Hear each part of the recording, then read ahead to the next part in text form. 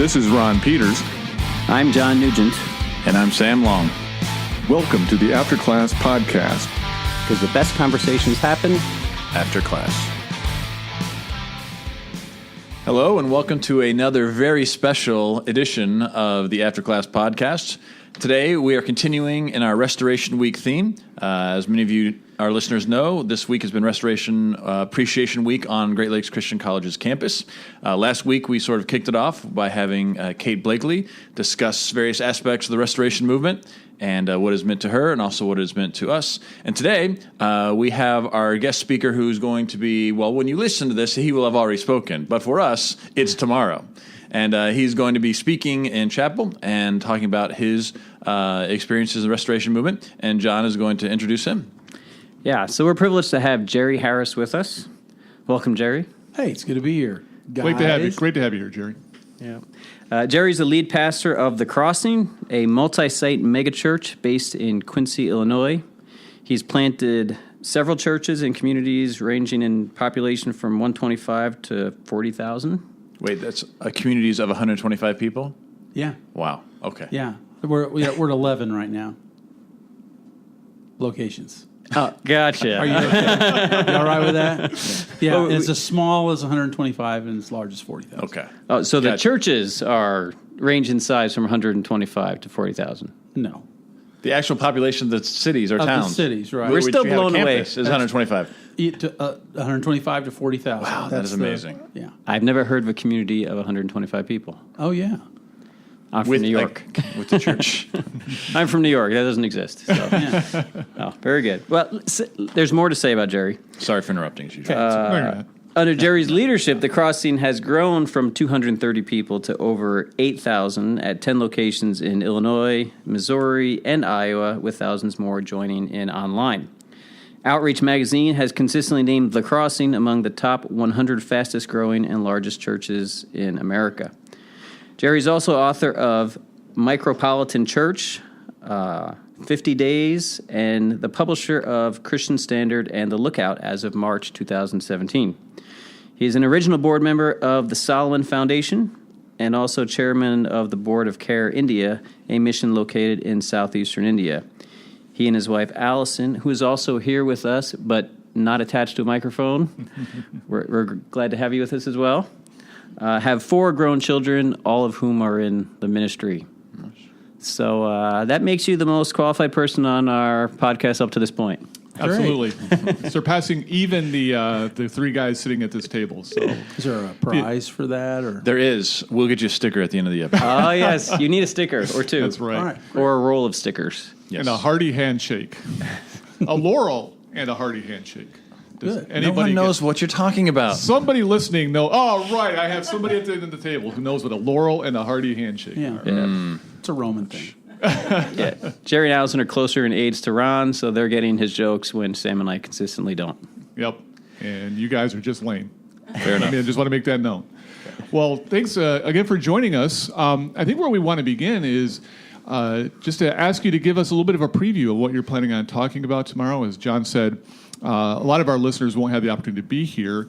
And so if you could give us a little bit of a preview of what you want to talk about and maybe a quick summary of it, and maybe we can go from there and build a discussion around that. I always see the Restoration movement as a unity movement, and I think you can see that all the way back to its genesis. Barton Stone said, "Let Christian unity be our polar star." That's right. And ever since then, I think that's been something that we have striven for. I think maybe today it might look a little bit different, might be a little bit more sectarian. And in a lot of ways, I think that we don't think about. And the thing that I really want to talk about tomorrow, the body of what I'm going to say is more racially connected, because I think would you say that most people would have said that the Restoration movement divided into 3 streams, Yep. but not 4, right? Right. Probably not 4. And we're not counting the International Church of Christ, and because they don't. I'm just kidding.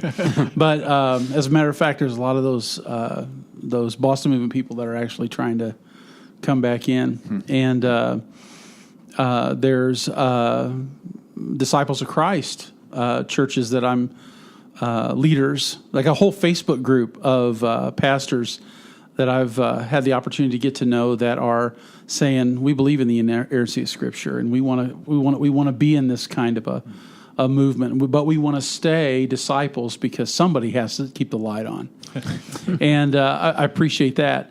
But the fourth stream that I'm talking about is the African American Churches of Christ, and when we think of Church of Christ or non-instrumental Churches of Christ, we often think of just non-instrumental mainly Southern churches, right? And one of those things that you read off of my obituary there was the Solomon Foundation, and through the Solomon Foundation, I had the opportunity to get to know some of the leaders of the African American Church of Christ, and we're building buildings for them, and it really caused me to want to dive down into their history and build bridges, get to know them better. And one of the things I'll be talking about tomorrow is Marshall Keeble. Like, if I were to tell you, and I've asked this to my Bible college president and other college presidents, if I were to tell you, name the guy in the Restoration Movement that baptized 47,000 people himself, that started over 350 churches, who would that be? Yeah, I'm stumped. Marshall Keeble. And why don't we know about him? You know? Well, I think there's two reasons we don't know about him. I think one is because he's Church of Christ, and the other one is because he's black. And I feel like that's an unintentional racism. Like, I didn't mean to be. You know, why wasn't I taught that? I mean, but can I blame other people for something that's out there I could know? And really found out just this guy has this fascinating story. It's an incredible story that I wrote about last February in the Christian Standard, and was just mesmerized by his story, and then started asking other people. And then I found out, like, in the independent Christian church, the instrumental churches, nobody knows who he is. Nobody's ever heard of him. I'm like, how can that even be?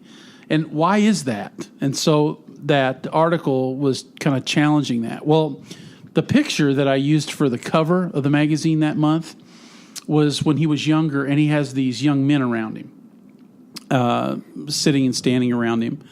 And I wanted to identify those men. One of those guys is a guy named Fred Gray. And what if I were to tell you that one of the men that was probably most responsible for shaping American culture in the 20th century was Fred Gray? And you would say, I never heard of Fred Gray, right? Yeah. And that's sad that you haven't heard of Fred Gray. I hadn't either. And I had the opportunity to go down to David Lipscomb University and interview him. He's 87 years old. But let me just quickly tell, I'm kind of burning up air here. That's fine. Go ahead. Let me just quickly tell you who he is. Okay? Using it well. Because I said it, I made a big statement right there, you know, really shaped the entire 20th century. Yeah, he did. Because I would say Fred Gray was as responsible as anyone, probably even more responsible for the civil rights movement than Martin Luther King. Wow, that is a bold claim. So when you talk to a guy that's iconic like this, and let me tell you why he is that guy, because he was the lawyer of the civil rights movement. He represented Martin Luther King the entire time that he was in Montgomery, Alabama. He was the one who was personal friends with Rosa Parks, and they were the ones that over lunch on a regular basis figured out how to do the Montgomery bus boycott. He was the one who was responsible for desegregating all of the schools in Alabama, and those became case studies for all of the schools in the South, not just high schools, elementary schools, primary schools, but also universities. So he was responsible for the desegregation of the University of Alabama and the other schools in that area. Anyone that takes law has to learn and memorize his case studies, because they are on the level of Brown versus Board of Education. He was personal friends with all these guys. So I'm sitting at a table like this, talking to this guy, and that's surreal. Okay, and I'm I'm trying to figure out how to ask him questions. This is coming out in January of the Christian Standard, and I said, "So what was it like to be around these people?" And he goes, "You just don't understand." He goes, "I was 25 years old, and so we're sitting around in a living room, and there was a girl named Claudette Colvin who got kicked off of a bus. There's a story behind that because she was sitting in the white section of the bus in Montgomery, and I defended her. And Rosa Parks and I, speaking of him, we were both youth workers at the NAACP in Montgomery, and we did all the youth function stuff. And so this idea of a boycott, of a bus boycott, was something that we thought we might try to do one day, because all of the African Americans in Montgomery were the ones that really used the buses a lot. And just to make a point to have some sort of a demonstration. Well, they came together and they formed an organization in this living room, and they're saying, well, who's going to do this and who's going to do that? And he goes, I can't be the spokesman because I'll be disbarred. This is Montgomery, Alabama in the late 50s, right? Early 60s. And they're going around, they're talking about some different civil rights leaders that are in churches. They're all in churches, right? Yeah. And the lady who was in her living room said, well, we've just got a new guy. He's a brand new pastor in our location. I know that he doesn't know anybody, and you guys don't know him, but he really has a way to move people with words. And that was Martin Luther King. Wow. And he became the spokesman of the Montgomery bus boycott. And this is before Atlanta. This is before. But Fred Gray was responsible for the Selma Montgomery March. In the movie Selma, I don't know if did you see the movie Selma? Didn't see it, but I know what you're talking about. In the movie Selma, Cuba Gooding Jr. plays Fred Gray. Oh, okay. So it's just interesting, that and all of the civil rights movement in the 60s all got hammered out through the courts. I mean, the changes happened through the courts. And and Fred Gray would lose every case until it got to the United States Supreme Court. When he argued at the Supreme Court, then he'd win. Mm-hmm. Wow. But anyway, I could go on and on. So that's... What am I talking about tomorrow? No. I was mesmerized by the story. So this guy, Gray, how does he connect? That's a great question, because the entire time that he was the lawyer of the civil rights movement, he was a full-time Christian minister. Wow. With the Church of Christ. Mm-hmm. Wow. The whole time. And he was one of Marshall Keeble's preacher boys. So Marshall Keeble, this guy that baptized all these people and started the Nashville Christian Institute, and did a lot of other things.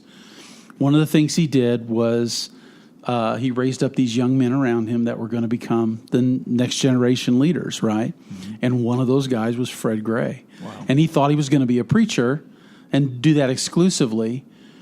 And it was what he saw with regards to segregation that really stirred his heart. And he decided, in his words, his quote would be, I decided to destroy everything segregated I could find. Wow. And he devoted his whole life to that.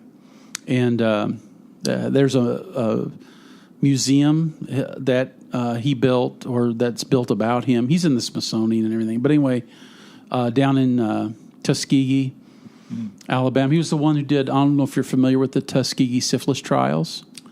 Yes. Barely, but yeah. The African American men who were not given the medications that they needed because it was part of a case study. Right. He was the one that got reparations for them. I mean, this goes on and on and on. But so, restoration movement. Right. When you say restoration, you're talking about Marshall Keeble. And you're talking about Fred Gray. And two of the greatest heroes, you didn't know until I started talking to you. You didn't know that the Restoration Movement, or what it produced, was one of the primary responsible entities of the Civil Rights Movement.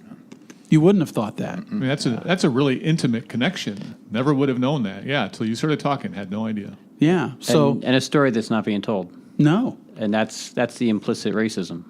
That's what I mean by that. Yeah, it's like, I mean, do you mean to be that? I mean, no, I don't think you mean to be that. But I think we write excuses for ourselves, don't realize that. I mean, that information's out there. Like if you get on YouTube right now, you can listen to Marshall People's sermons. Might that be more? Maybe we actually call that more of like a, not so much implicit, but like a kind of passive racism. Yeah, passive racism. yeah, it's another way to. Yeah. Another way to put it. And what it's done is it creates walls. And it divides us. And I'm going to be talking about walls that divide us.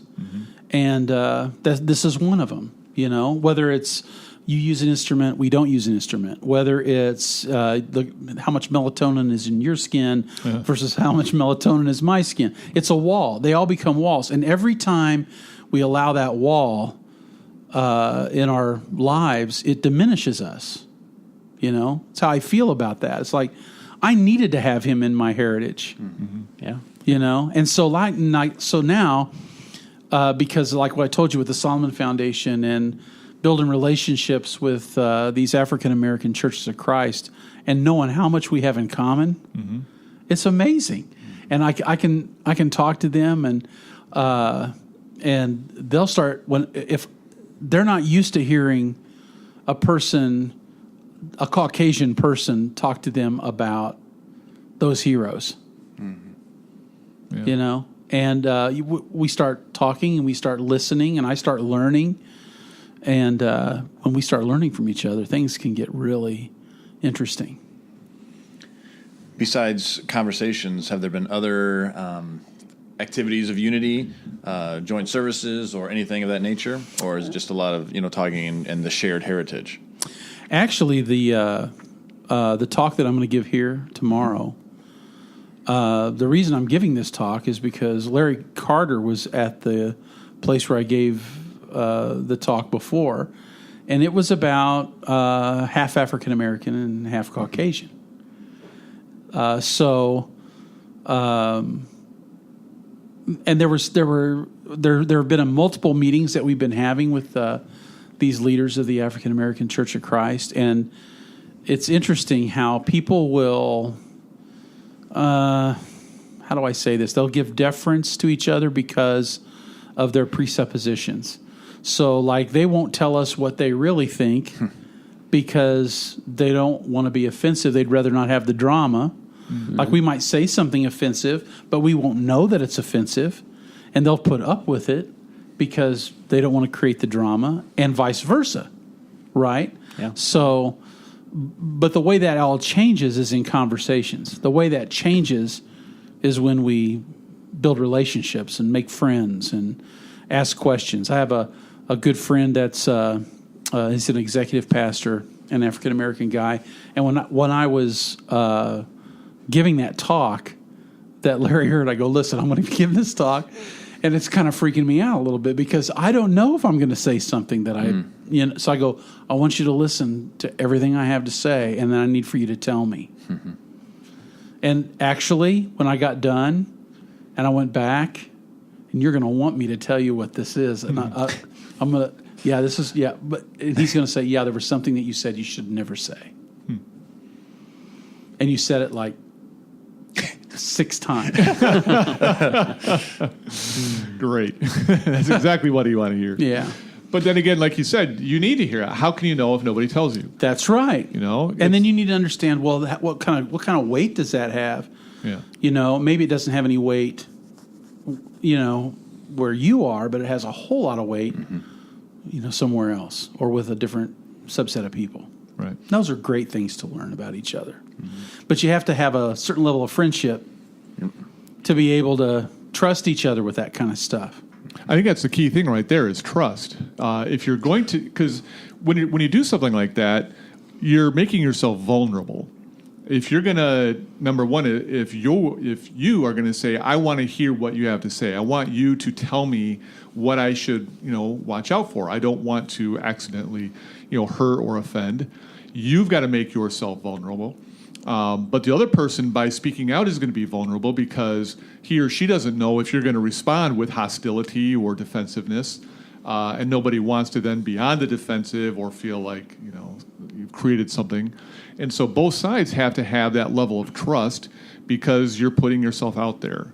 And to me, that's like one of the big questions. How do you then begin to develop that level of trust so that you can have that kind of conversation? What's like the impetus that even gets you moving towards trust? Well, there's grace. Grace does that. Okay, so this one guy comes up to me. I'll tell you what I said. I used the word gal. Gal, really? Yeah. So, and I use that. So, like, I'm from the north, and so I'll say guys and gals. Guys and gals, yeah. And I'm around a lot of people that use that term, and I'm not from the South where you say y'all. And but I would have been better served for that. Now, this may not just be an African American thing. It may be related to the South, and he said, don't ever say that because that is highly offensive to African American women. And I'm like, well, I was having a hard time with that. Yeah. I was kind of going, really? I have to learn how to get that out of my vocabulary. And he said, it's the equivalent of calling an African American man a boy. Okay. Now that I'm familiar with. Yeah. And he said, you just don't say that. I have 2 African American elders in my church. So I went back, and they live in the north, right? Yeah. And they were like, not as big of a deal. But in the South, it's a very big deal. So I have to learn to get that out of my vocabulary. And I might as well just try to get it completely out of my vocabulary. We'll be listening for it tomorrow. You won't hear it tomorrow. You won't hear it tomorrow. And if we do. Yeah, that's right. And it makes me sensitive when I hear other people say it now. Sure.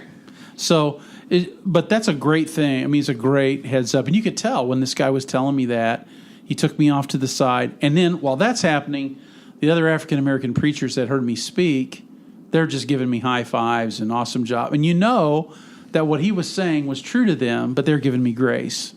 Yeah. They're like, he doesn't know that he's saying that. Right. And so they're giving me... So I think that the church is the perfect place to break the walls down. The church is the perfect... Because it's not just trust, it's grace. Yep. Where there's an expectation of that. So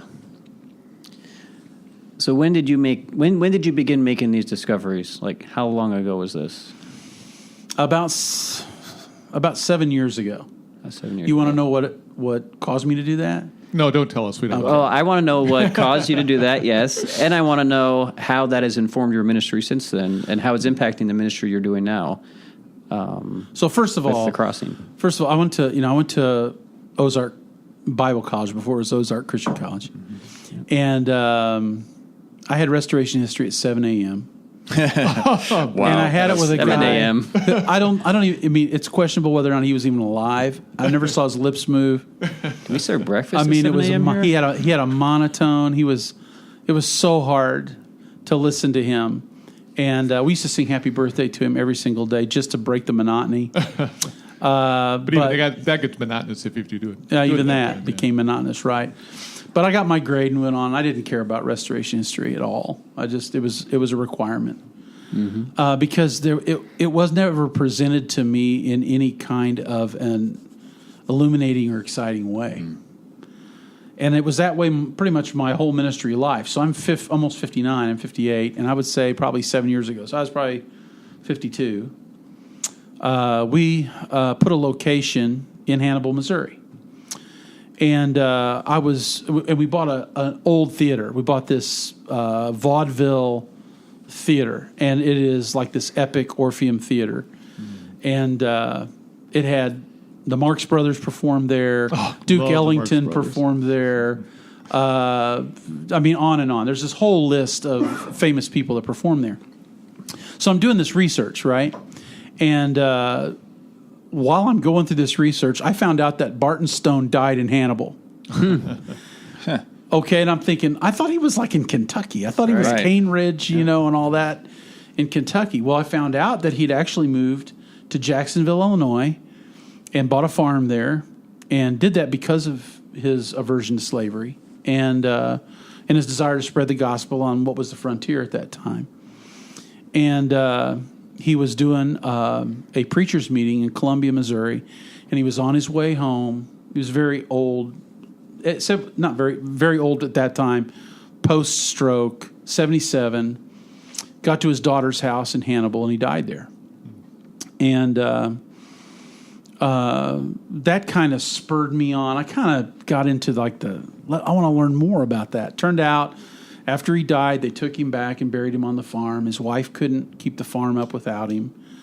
So sold the farm. They exhumed his body. They buried him in the Jacksonville City Cemetery, and then exhumed his body again, and took his body back to Cane Ridge, where it is now. Yeah.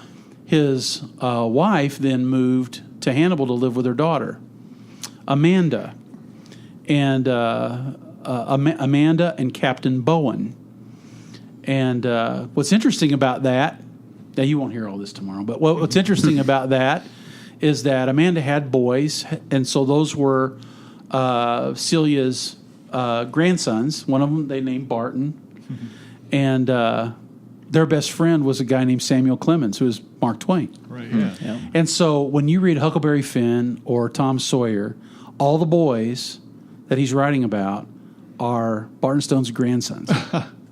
You would not Wow. know that. Didn't The know reason that, he took yeah. the name Mark Twain is because of learning to be a steamboat captain that he learned Yep. from Barton Stone's grandson, Oh, my gosh. who was a steamboat captain. Wow. And they stayed friends their entire life, and he wrote to them and about them regularly until he died. They stayed friends that whole time. Of course, he's a really most famous guy in Hannibal. Well, anyway, I found where her stone was. She's buried on Cardiff Hill. Do you guys remember Tom Sawyer? Oh, yeah. You remember the story? Oh, yeah. Okay, so Tom Sawyer sees a murder, and Injun Joe did it, but it got blamed on Muff Potter. It was Doc Robinson, and that happens in a cemetery. Yep. Yeah, well, Celia Stone's buried in that cemetery. And I went up there and found her stone. You couldn't hardly read it anymore. And then our church decided to put an identical brand new stone there. And we put a plaque saying who she was and what she accomplished and what her husband accomplished for the kingdom. Well, I wrote a story about it. I never wrote anything, and I mean, nothing important. And I wrote a story about it, and I called it Rediscovering the Sacred Stones, and I sent it to Christian Standard. First time I ever did a thing like that. And they published it. And that's what woke me up to the Restoration Movement. And I started realizing these guys and gals, see there, that we owe our heritage to, they have amazing stories. Yeah. And I had no idea. And so, my life from then to now has been being a kid discovering these incredible stories. So you're saying we need a new restoration history textbook that tells some of the more interesting stories of the movement. I would, maybe more of a narrative rather than a textbook that's just like thus and so did thus and such. Oh, this is how we got to the first split. This is how we got to the second split. Right, We've been split ever since. Yeah. Getting away from that storyline. Say, there's some really interesting things that have happened. So and you there's kind a of get into the narrative history. organics of it. You know what I mean? Just kind of get down into the flesh and blood of it. Like, what was it like to go on the American frontier and preach the gospel? And why did people respond that way? And how is that different than now? When Alexander Campbell ended up going to Hannibal, when Barton Stone died, he went there the next year, not to preach, but just to stand in the house where he died. And then he went back about 10 years later. At the time, Mark Twain was 16, 17. I could tell you a totally irreverent story there about how an expletive was born in America. After the podcast, after the show. After we stop hit stop on the record there. But Mark Twain said, when Alexander Campbell spoke in Hannibal, he goes, I didn't know that there was that many people in the whole world. Wow. That was how he described it. And you think about how people would show up just to hear the gospel or a debate or something like that. It's totally different than today, But if you can capture those stories and the emotion and, like I said, the flesh and blood of those stories, that's where, to me, restoration history just is incredible. I love those stories told like that rather than a textbook. So we have like 15 minutes left, and I know what I'm kind of itching to do is kind of pick his brain about what this new web of relationships has taught you about how to be, how to cast a vision forward for Christian churches, Church of Christ, engaging the African American community. Your experience with that, what you've learned, things you might share. I know a lot of our listeners are, wishing our congregations were more diverse than they are, and maybe not aware of some of the reasons they remain segregated. You guys, does that seem like a good direction for you guys to go? And is that something you want to talk about? I'm fine to talk about. Talk about whatever you want. That'd be great. I think you all are, I'm sure, forgotten more about a lot of this stuff than I know. But when you think about why did they split? I mean, the very thing that we're supposed to be known for, being a unity movement. Right, yeah. Why would they split? But I don't think, we don't understand things like the gravity of the Civil War. I mean, we're so far removed from it. Right. Yeah. We don't understand that. And we don't understand what the difference between winners and losers. Why didn't, some people say, well, why didn't Alexander Campbell take an anti-slavery position? Well, maybe it was because taking an anti-slavery position back then meant that you had to go kill somebody. Do I really want to pick up a gun and shoot somebody from a church? Just because he's living in a slave state and I'm living in a free state? I mean, am I willing to go that far for that belief? I can understand why that would be difficult. Why no instruments? Why are they non-instrumental? I mean, when you think about the Church of Christ versus the Christian Church, Church of Christ is a Southern-based movement, right? And independent Christian churches in the North. I mean, the Standard came out of Cleveland, right? So it's 1866, so it's a year after the war. I mean, just a year after the war. So you're in Reconstruction, right? So what does it look like in the South when their entire economy's been decimated? Not a lot of organs. Not a lot of very expensive organs. Or churches, or made of brick. Yeah. And so the churches in the North are building big, beautiful brick churches and putting pipe organs in them. Yep. While the churches in the South are saying, we're starving. Yep. And the churches in the North are saying, well, we'd rather build our big church because we won and you lost. And you deserve to lose because you were wrong. Right? And so, I feel the emotion of that. And then how that emotion would translate into abandonment. And then it would become easy to build a wall, and then to say, to find a piety in that, and even build a theology around it. So, I don't know. I'm not going to say that's the only thing, but I know that had to be one of the reasons that we have this difference. So. I was talking to one of the guys. He's down in Hollywood, Florida, and I said, if I had you come and speak at our church, I would move all the instruments off of the stage, just to honor you. I mean, you don't have to agree with me, and I don't have to agree with you. There's plenty of room for that disagreement inside the New Testament. If you do that out of your faith, and I'm doing this out of my faith, you're more important than that instrument is, at least while you're here. That's what Paul says in Romans, right? Yeah. So I have to ask this question. Did you watch the Tuesday Chapel video? No. Good.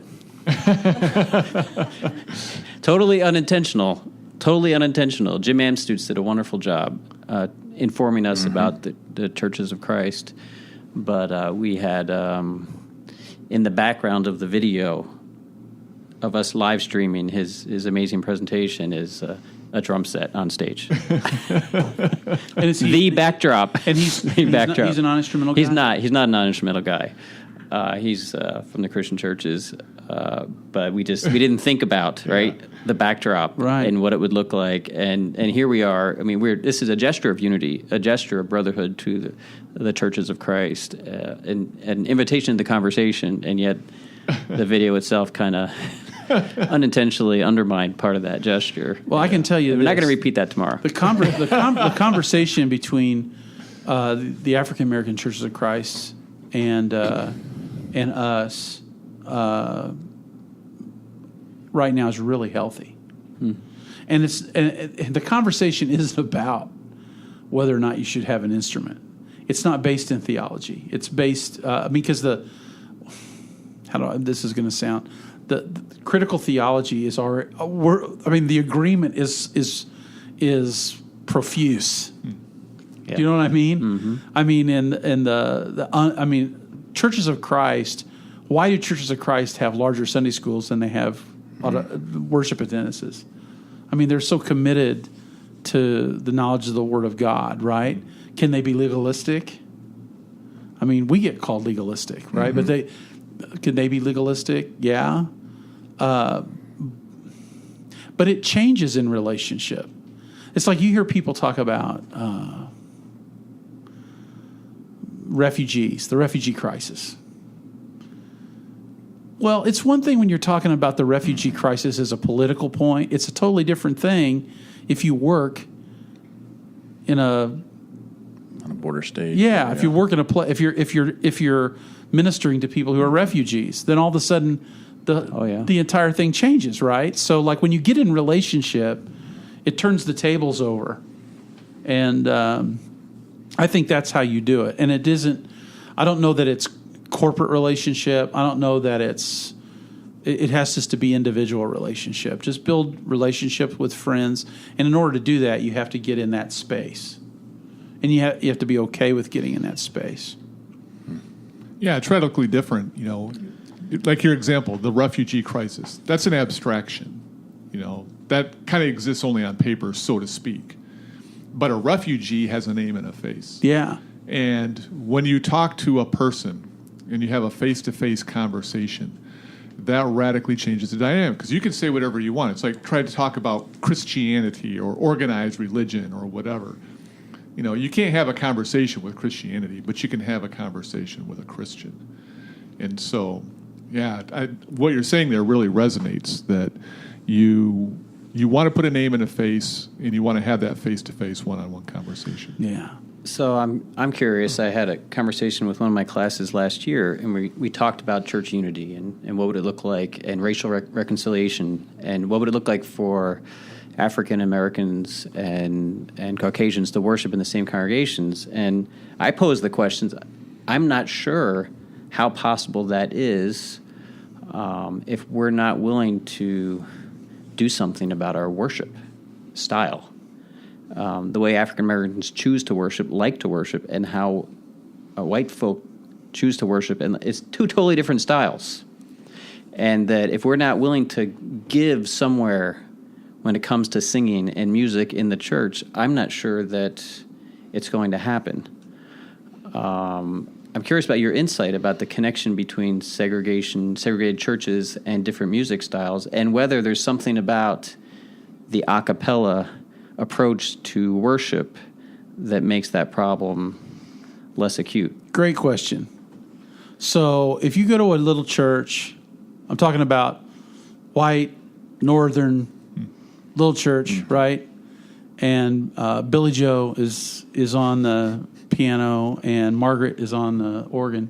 Mm-hmm. And you got Fred up there beating 3/4 time. Mm-hmm. It's going to be what? What's the worship quality on a scale from 1 to 10, boys? Is negative in there? Yeah. Okay. And then if you go to a big mega church that has real high-end Yep. professional musicians, that are working off of click tracks and stems and loops and, they have every bell and whistle and they have tryouts and all that kind of Right. stuff. You're going to get a completely different style. Now, you're both in instrumental churches, Yep. but you have two completely different qualities of worship, right? Yeah. I can tell you this. If an African-American Church of Christ that was a high-level African-American Church of Christ, like a larger Church of Christ, came in with their team and led worship, you would flat worship. And you would be going, why do we need all of these instruments? Because they're that good. Yeah. So, a lot of it doesn't have anything to do with whether or not you're using an instrument. A lot of it has to do with whether or not you have quality. And so you could have really poor quality either way. But Allison and I were actually in a small African-American Church of Christ in Charleston, South Carolina. And not a big church, but incredible worship. You're just caught up immediately. You're just caught up. There's a giftedness in that worship. So if you're in a white church as opposed to a black church, you miss that. If you're in a church that's integrated, you get both. Everybody gets better. It's like, a rising tide lifts all boats. Right, yeah. So that's what I'm trying to say is that wouldn't it be great if the church on earth looked like the church in heaven, which we pray about, right? That your kingdom come would be like it on earth as it is in heaven. It's like all the tools are there. The passion that you long for, the worship engagement that you long for. I mean, I'll have my worship guys come down after they've done stuff, and we're no large church, and they'll come down. It's like, man, I just didn't get the engagement. We need, what if you were in a Hispanic church? Do you think you'd get engagement?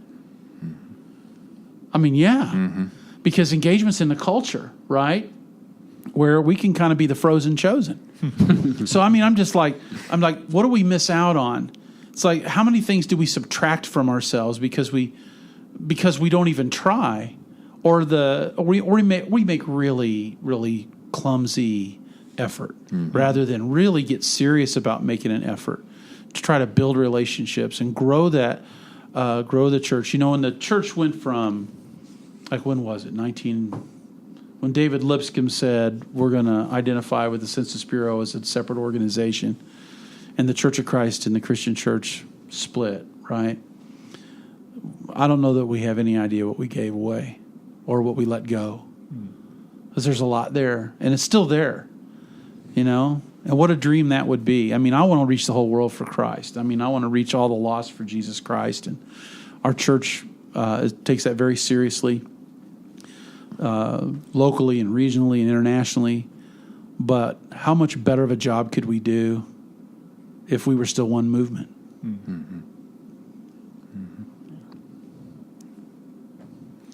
Well, we are pretty much at the end of our time here. I did all the talking. That was our goal. That really was. And that was fantastic. We get to talk every other week for the rest of the year. Yeah. So it's great to have somebody else in it. And that was some fantastic stuff. I mean, I learned a ton. It's fascinating. Oh my gosh, I learned so much in this 45 minutes that we had here. So thank you very much for joining us. Really, really appreciate it. I'm looking forward to hearing what you're going to say tomorrow. I wish our listeners were going to hear this in advance. Maybe more of them would be able to come out. So with that, I think we'll wrap up this edition of the After Class podcast. After Class because the best conversations happen after class.